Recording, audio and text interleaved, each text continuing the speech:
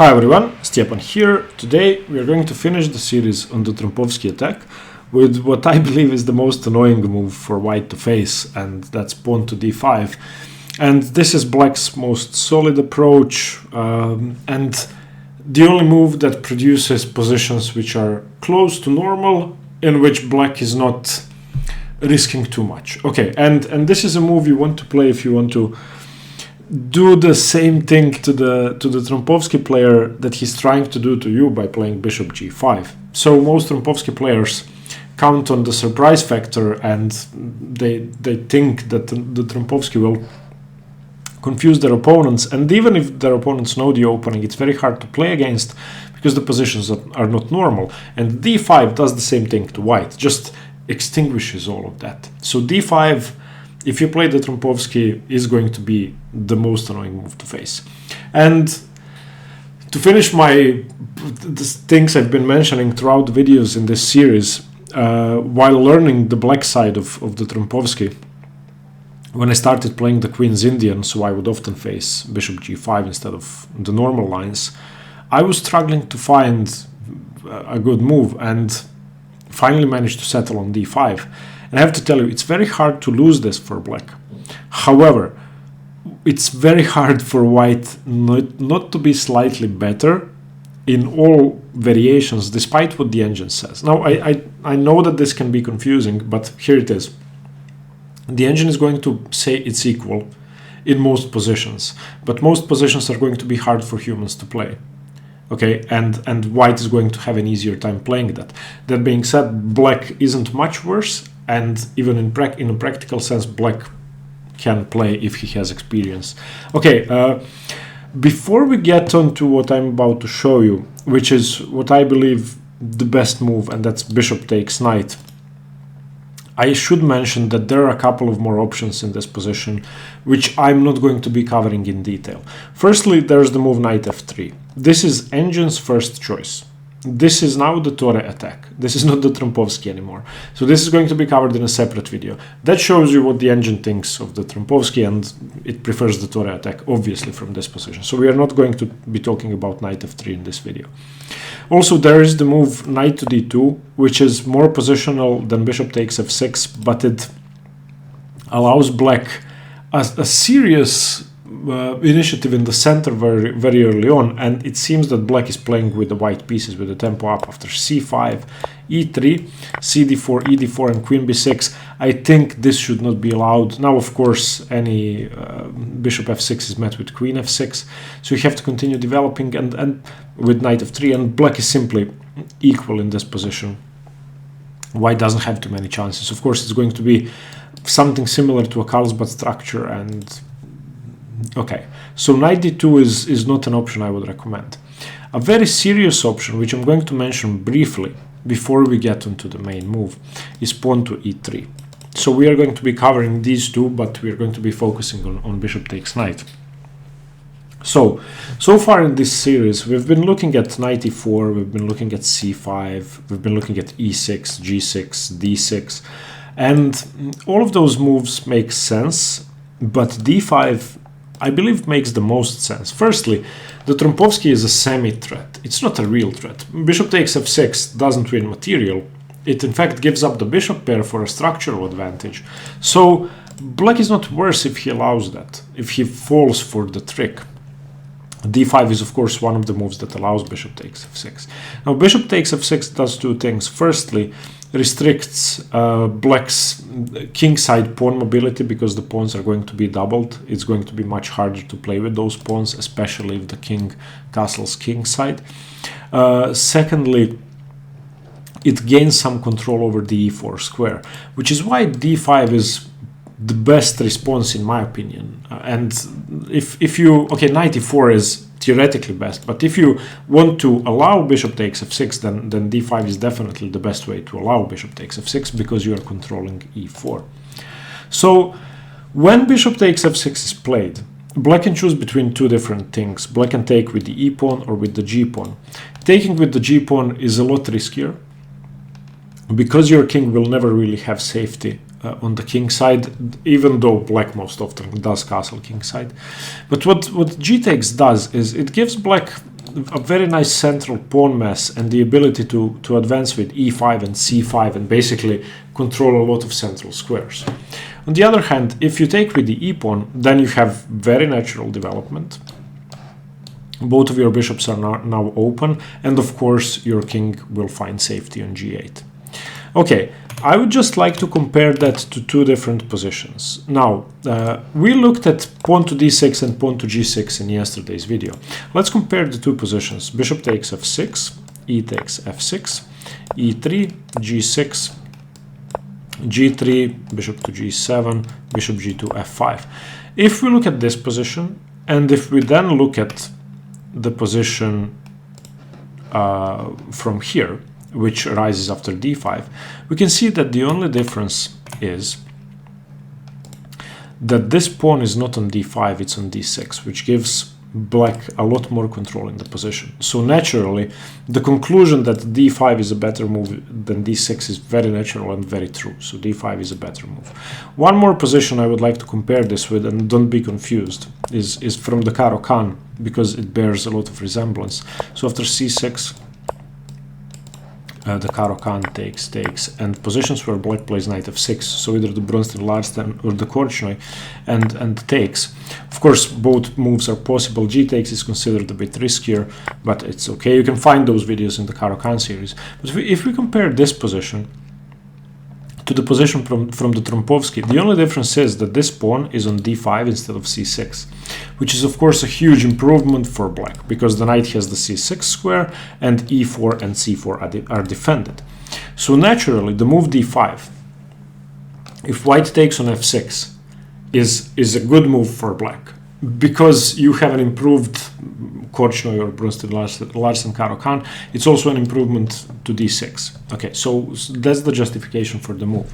Now, before we get into bishop takes f6, I would just briefly like to mention the move pawn to e3. Now, the reason white plays pawn to e3 is because it's not giving up the bishop pair, that's the first thing. It's accelerating the development of the king side, which is important, but it's more positional, it's less active, and I think it's harder to play for an advantage with this move. Firstly, black has a ton of options. Black can play knight e4, knight bd7, e6, c6, plenty of moves. These two are going to be very similar to what we see in the Queen's Gambit Declined or the Slav, semi-Slav setups. I believe that these two are very natural, and this is going to resemble main lines of the Queen's Gambit whenever white plays c4. If white doesn't play c4, then it's going to be different. But black has this annoying c5, and now there's basically nothing better than to play bishop takes f6, because black's next move is going to be queen b6, and then bishop f6 is met with queen takes. The other option you have is c3 or knight c3, and this is a sort of London system problem that white is facing, that whenever you play e3 and you have moved your bishop out, b2 is going to be weak. So these are the problems you're going to be facing. So after bishop f6 and gf6, for example, you have now transposed to the normal bishop f6 stuff. If you don't play that, if you play, for example, c3, then let's say queen b6 and queen b3 and c4, and you know this. This should be familiar to you if you've ever played the London system or something similar to that. And here black has no problems. This bishop is of course better on f4 than it is on g5. It's not doing anything on g5. You're not going to take the knight. In fact, black now plays knight e4 and the bishop has to retreat. So compared to the London system, white is a tempo down. So that's really no good. And black can simply play bishop f5 here, and black is, I'm going to say better. I like black here. That being said, e3 is not a bad move. It's a good move, and white will always be equal or slightly better with perfect play. It's just harder to play than bishop takes f6. So let's go through this. Okay, the reason why I'm not going to go through a million moves of theory in this video, like I did in the previous videos in the series, is because I would like to make this as simple as possible. Because it is very simple, and there's no need to complicate it. If I'm playing white against d5, I would play bishop takes f6, and if I'm playing black against the Trompowsky, I would play d5. And I'm going to show you best things for both sides to do. And it's not going to involve 20 moves of theory. Okay, bishop takes. Now, we are going to be looking at the move g takes f6 first, and then e takes f6. Now, g takes f6, as I said, is riskier, but gives black very nice options for expansion in the center. All right. Now, there are several moves for white here. White can choose between e3, which is slower, and c4, or knight f3, or g3. I'm going to be recommending the move c4, and this is the only thing you have to remember. If black takes with the g-pawn, he is threatening to have a huge center, so you have to break it straight away. There's no other move that makes as much sense. All other moves are too slow. If you play e3, instead then black plays c5, and he expands, and after dc e6, for example c4, dc4, queen d8, king d8, bishop c4, bishop c5, black is equal. You don't want to trade queens here. So after c4, you are already attacking the center. Now, black has a couple of options. I will just say that supporting the center passively with e6 or c6 is bad. And that's easy to remember. If, for example, e6, then you play cd5. If ed5, then this is just dreadful. So queen d5, you gain a tempo, very good for white. You will play e4 for free on the next move, and this is very good. Very close to positionally winning, I would say, because of the structural disadvantage. The same can be said about c6. c6 is also a passive move. You just play e3. You basically save the tempo. This does nothing. Okay, now serious options are e5, c5, and taking on c4. Taking on c4 is most popular, and it's considered the main line. It's not the best move, though, and e5 is definitely best according to the engines, and I think in modern Super Grandmaster play that's the most popular move, although c5 is also very good. But basically black has to fight for this center because it's the only thing he has. If c5 is played, then you can play c takes d5, and after queen takes d5 you play knight f3, you have to defend this pawn, c takes d4, knight c3, the queen goes to a5, and knight takes d4 is very good for white. The engine says it's equal, but this bishop pair that black has is far from being active. After e3, white is very close to consolidating his position. And for example, a move like queen a4 already means that if the queens are traded off, white will have an easier endgame. Of course, it's not completely winning because black has the bishop pair and has compensation, but it should be perfectly fine for white. So against c5, you exchange on d5, queen takes is the only move, and you play knight f3. And after cd4, there is nothing better than cd4. Knight c3, queen a5, knight d4. Okay, if black takes on c4, which is the main line, there's really no issue here. I wouldn't recommend this for black. White just plays e4, and this pawn cannot be defended. Let's just make sure that the pawn cannot be defended. If b5, black loses automatically to a4. Now, of course, there's this trick with queen f3, so you can never play c6. If you play a6, I just take it. Let me show you c6. So takes, takes, takes, and queen f3, and you either lose a rook, a bishop and the rook, or a knight and the rook. So, or a knight, excuse me. Knight c6 is probably the best move. So you just lose a knight. Anyway, you lose. So after d takes c4, e3, black cannot defend this pawn, white is going to recapture, so black's best is to break the center with c5. However, if black has to break white's center while his king is on e8 and while all of his pieces are on the back rank, and of course he doesn't have a g-pawn, that's very risky. Bishop takes c4, cd4, ed4. White has an isolated queen's pawn without the e5 square because there is a pawn on f6, so that's going to hinder your attack. There's not going to be a common IQP kingside slaughter, but nevertheless this is good for white. Bishop g7, knight c3, black castles. There's no safer place for the king despite not being that safe. Knight g2, and now black has to play f5 at some point, and white should expand with d5 at some point. So for example, knight c6, white castles, f5, d5, knight e5, bishop b3. This is nice for white. I mean, you have knight f4 coming in. You can prevent this knight from entering g4 with playing h3. I think it's a very pleasant position. If this knight is ever supported by a pawn, then the bishop is dead. There are obviously ideas of queen lifts and rook lifts, and it's a pleasant position. So dc4, not the best option for black. The best option for black is e5, and this is what black should play. If you play g takes, then e5 is the trickiest move for white to face, and this justifies black's play. Okay, now there are a couple of options here. I'm going to give you two moves for white, two good moves. This has only been played a couple of times.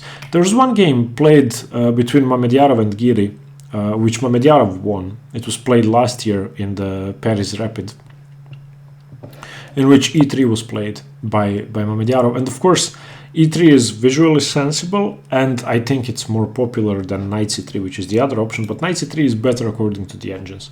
Here's what happened in the game. ed4, ed4. Okay, in this position, there are two options. Giri went wrong with bishop b4, which is not a bad move, but it's inferior to the best move. The best move is queen e7 check.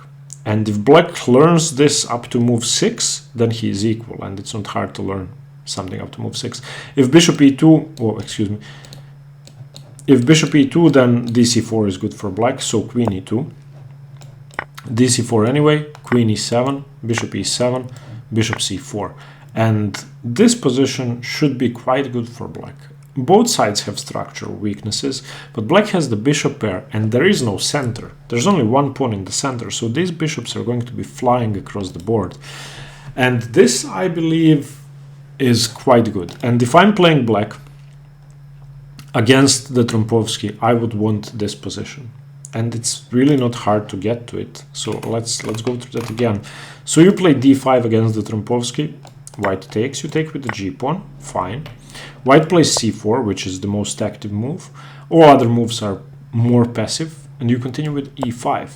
And now, if e3 is played, which is the most commonly played move, then ed4, ed4, and queen e7 check. In the game between Mamedyarov and Giri, as I said, played bishop b4, and this now, after knight c3 and castles, allowed a lot of initiative after queen f3, rook e8, knight e2 was played, dc4 was played, and castles queenside. And Mamedyarov went on to win this game. All of his pieces are just fine. And obviously this knight, when the knight gets to g3, and it got to g3 in a few moves, or actually on the next move, it's going to be very hard for black to defend. Giri defended really well and lost in the endgame on move, what, 50 or something. Okay, so that's g takes, and the other option after e5 is, if you don't want to play e3, is the engine best move, and that's knight c3. And the thing is, now after, if the pawn is taken here, then you can recapture with the queen, it's no big deal. The best move is dc4. This should be the most challenging. But now, since the knight has developed, you can now play d takes e5, and queen d1, rook d1, f takes e5. Black has undoubled his pawns, but his king is in the center, and these pawns are targets. Of course, these pawns are now doubled. And after something like e4, where white is again going to try to recapture this pawn, I think white is just better. This unsafe king and these targets are good for white. That being said, human super grandmasters have chosen e3, so maybe that's better. I don't know. I think both moves are fine. In any case, for black, as I said, I would aim for this position after queen e7 check. Now, let's analyze e takes f6 simply like we tried to do with g takes f6. This position, I think, is no problem for white, and this is of course the more popular move for black. It's considered to be better. Just makes more sense. You give your pieces some room and you get your king to safety. But if you remember what we did against d6 and g6, we played a setup with e3, g3, bishop g2, knight e2, and then we went for a queenside expansion with b4, c4. In this position, we are going to play b3, c4. Because there's a pawn here, it's not that easy to advance. Of course, d4 is possible, so we are going to have to support that. But that's going to be the only difference. And despite this being better for black than d6, we are still going to have a slight edge in this position. Now, black's plan is going to be as follows. Black is going to play f5 at some point. Black is going to play g6 in some positions. It's also going to be possible to play positions with bishop d6, which is going to be slightly more common here. Of course, when you play d6, g6 is almost obligatory because the bishop has no useful square. When you play d5, the bishop has the very useful d6 square. So it is possible to play g6, but that's slightly inferior to bishop d6 setup. So black's plan: f5, bishop d6, knight d7, knight f6, castles kingside, bishop e6. That's black's plan. Black is controlling the e4 square with his knight and 2 pawns, and because white is going to be playing a setup with dark squared weaknesses, dark squared pawns and light squared weaknesses, then there is going to be no way to challenge the e4 square with the pawn. And if both sides play perfectly, it's going to be an equal position, but white is going to have a lot more to play for. Let's have a look at that. So white continues with e3. Black has a lot of options. Black could start with bishop d6, bishop e6, black could start with knight d7, black could start with c6, black could either start with c5. This is an active move. But whatever black does, we are going to be doing the same thing. Okay, bishop d6. This is the most popular move. g3, black castles. Bishop g2, c6, fine, supporting the pawn. Okay, knight e2, f5. f5, as we said, is for knight d7, knight f6. Castles, knight d7. All the moves come very naturally. Now, as white, we have almost completed our development. The only thing we have to decide is what we do with the knight on b1. We never play knight c3. Firstly, because we want to play c4, and even if we do play c4, we want to give this knight a bit more options. Obviously, the black knight is going to be on f6, so we want to be fighting for e4. However, we also want to have the option to transfer the knight to h4 or g5 and start an attack. So knight d2 is going to be the square. But first, since we have completed our plan, everything is safe, we have to play for c4. That's the only break we have at the moment, so b3. Knight f6, c4, very logical. Bishop e6, black completes his development. Queen d3. This was the same setup we played when the pawn was on d6. Otherwise, everything was the same. The bishop was on g7. The only thing we had to do was move the rook away because there was a bishop on g7 as well. Okay, a6. Black tries to hold stuff on the queen side. And, for example, c5, bishop c7. And if you have a look at this position, this is what you're going to get against e takes f6.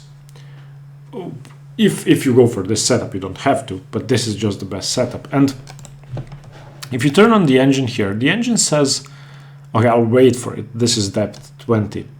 I want to tell you, on depth 20, it's plus 0.3 for white.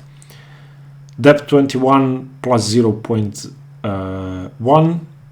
Depth 22, 0.000. So it's equal, or maybe white has a minute advantage.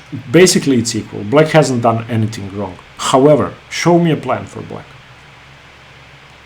This is why I would never take with the e-pawn. It's very hard to play this position. And what you have to do is, here are a couple of things which I found in my analysis. You play knight e4. That has to be good. f3 is always going to be risky because then e3 is going to be a target and e4 is definitely not playable at any point. So eventually you play knight e4, and when this is taken, you take with the f-pawn, undoubling your pawns and giving your bishop some scope. So that's one of the plans. On the other hand, white is going to have time to do something on the queen side. So for example, b4, knight e4, knight d2, a5. Oh, excuse me, a5 for black. This, I think, is a common way to break the position open, allowing b5, but after cb5, cb5, knight e4 first, sorry, fe4, and queen b5, black has gained something for that.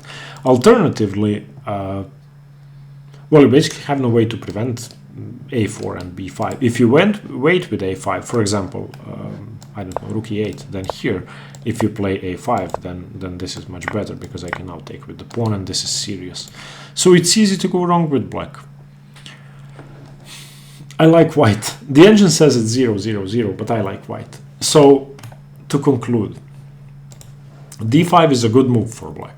I think it's the most annoying move for white to face. White should continue bishop takes knight, which is the most principled, and black should take with the g-pawn.